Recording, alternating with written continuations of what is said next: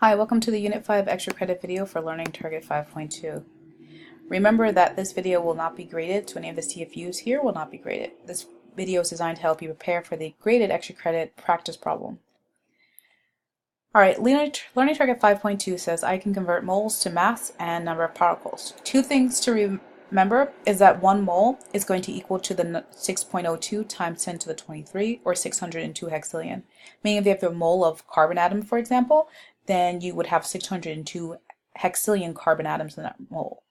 And a mole is sort of like a dozen in that respect, where 1 dozen is equal to 12, 1 mole is equal to 602 hexillions.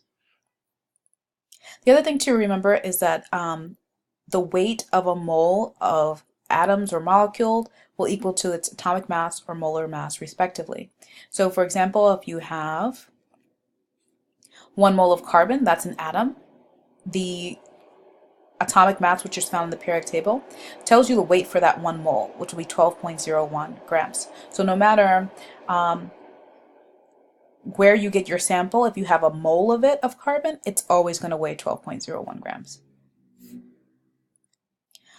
For a molecule, it's similar. We do get these numbers from the periodic table, but you got to do a little bit of math first because there's more than one atom in a molecule. So you have to calculate the molar mass. So if you take a molecule like H2O, has more than one type of atom, you can add up the molar masses or atomic masses for all of their atoms. Or since there are 2 hydrogens here, you can take the 2 and multiply it by the atomic mass of each hydrogen, and then add it to the atomic mass of oxygen, and that give you the molar mass. So however you do it, you will get the molar mass. So that'll be the mass for 1 mole of water. So the only difference between atomic mass and molar mass is atomic mass is for an atom and molar mass used for a molecule. But still, both of these will tell you the mass, or how much 1 mole of a substance weighs.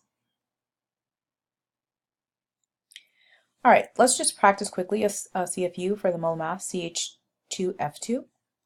You will need a periodic table for this and something to write on to do out your work.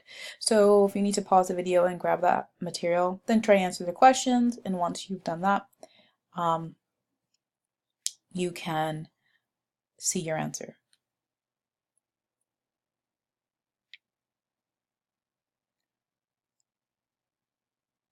Okay, so here's the answer.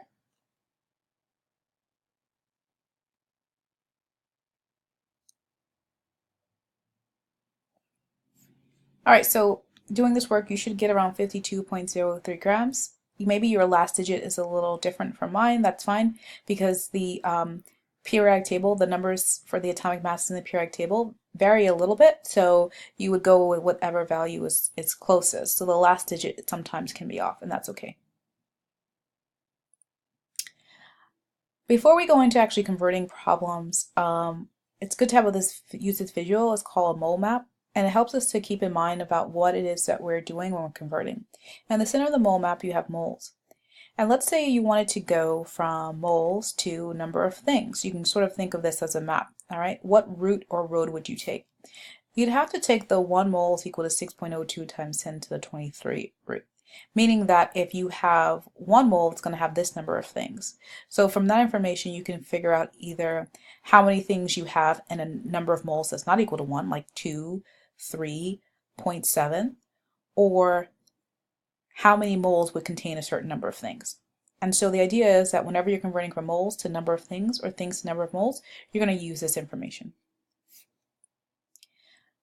On the other side of the mole map, we have mass. So whenever you want to go from mole to mass, you're going to use the information in the periodic table, which is the molar mass if it's a molecule or atomic mass if it's an atom.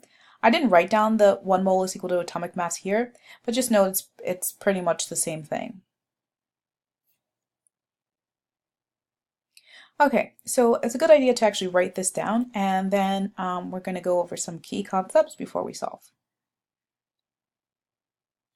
All right, some key info here. The key info I will present here will help you sort of break down a problem if when you're dealing with a problem. So we're going to start with this first bullet point, and I would like you to write down the major bullet points. So the first one says, if you see mass, grams, or weight, use the periodic table to find atomic mass or molar mass. And if you don't see that in the problem, mass, gram, or weight, then use a 6.02 times 10 to the 23. So if you need to pause the video to write this bullet point down, do so.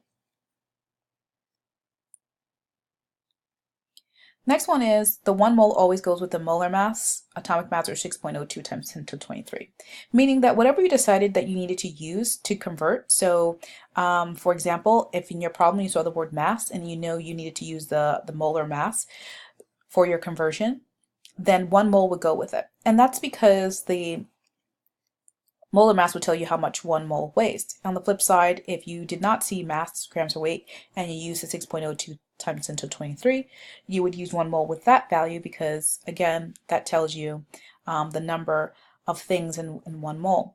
And so you'll always be using at least one of these fractions in your problems, and notice that the 1 mole goes with it each time. Next bullet point is if you're using the proportion method, make sure your units match up. So the fractions that you see here are the first fractions that you usually write down, and the second fraction will come from the problem. If you have mole on the top of your first fraction, then in the second fraction, using the information that comes from the problem, mole must be on top. So that's what it means by the units must match up. All right, let's do an example. So take a moment to read this example, and as you're reading, I want you to think about from the list of items that you wrote on the previous slide, are you going to use 6.02 times 10 to the 23? Or are you going to use the atomic mass?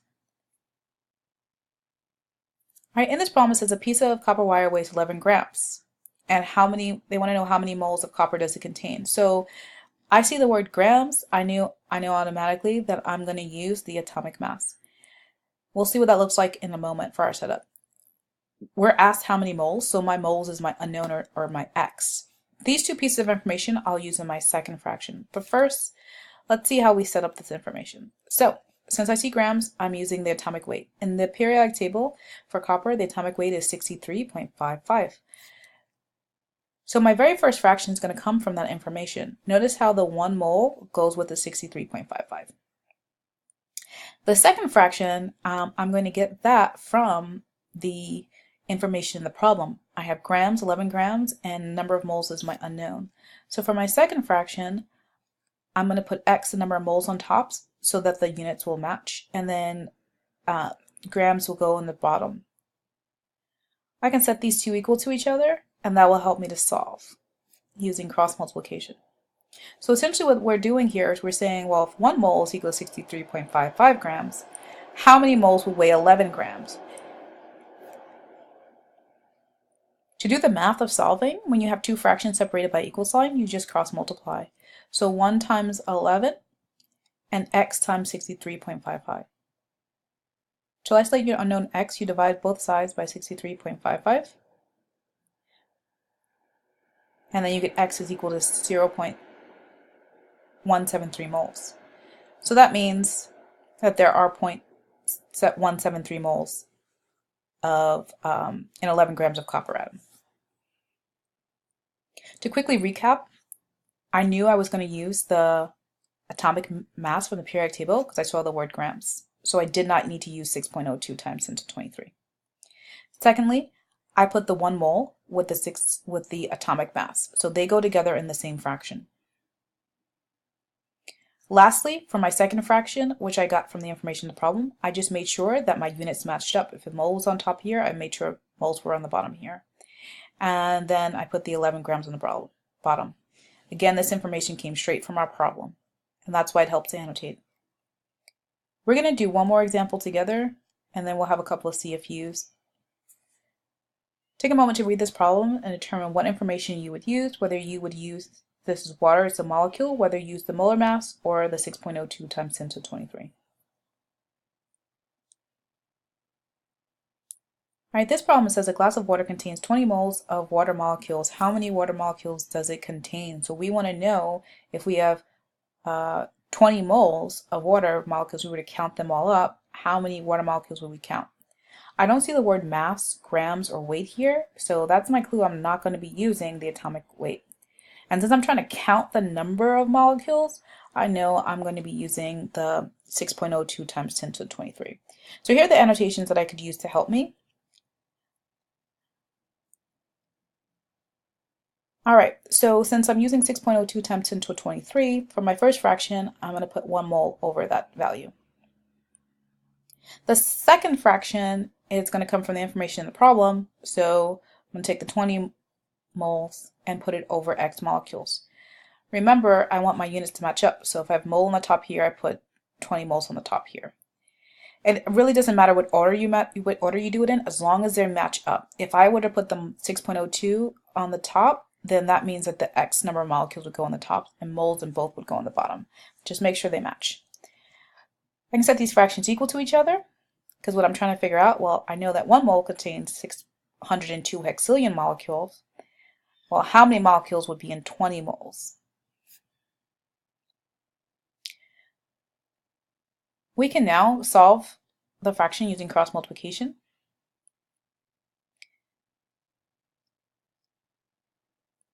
When you cross multiply here using scientific notation rules, you can write it in scientific notation, or you could leave it this way. I would accept both answers.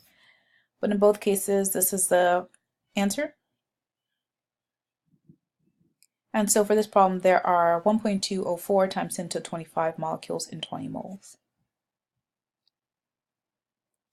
Okay, what we're going to do is we're just going to test our understanding with just setting it up. For the setup, you need to know what's the right information you're going to use. Are you going to use the atomic mass or molar mass, or are you going to use 6.02 times 10 to the 23? Next thing, where should the 1 mole go? In all of these, you should have 1 mole. Where should that value go? Should it go with the atomic mass, molar mass, or with the information from the problem?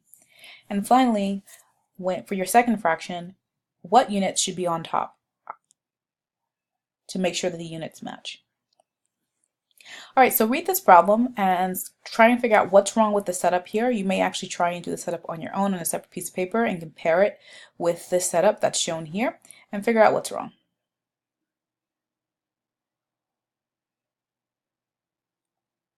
Okay, so real quick, as you see here, that in this problem, how many water molecules are in 3.7 moles of water? I don't see the word grams, so I would not use the molar mass of water here. So that's where my error was. I'm looking for the number of water molecules, which is the number of things I'm trying to count, right? So I would use this value, 6.02 times 10 to 23. Everything else is right. The 1 mole goes with the 6.02 times 10 to 23. And then my units match up in the second fraction. Let's try the next CFU. How much does 1.4 moles of water weigh?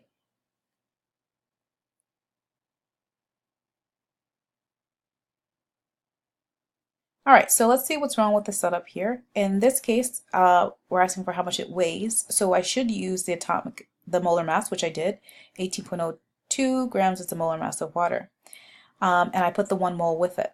The thing that's messed up is in the second fraction, if I have moles on the top of my first fraction, then that mole needs to be on the top of the second. So I basically just need to flip these two, switch these two, and then my setup would be correct. And then I can cross multiply and solve. We're going to do one more like this.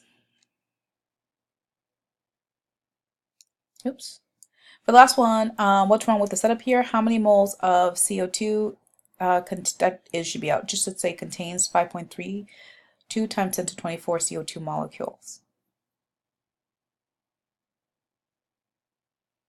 Okay, so the thing that's wrong here is that in this problem, I don't see the word mass, grams, or weight, so I should not be using the molar mass at all. However, and the other thing is that I should make sure, since I'm using the 6.02 times 10 to 23, that the number that goes with that, the number of moles, should be 1 mole.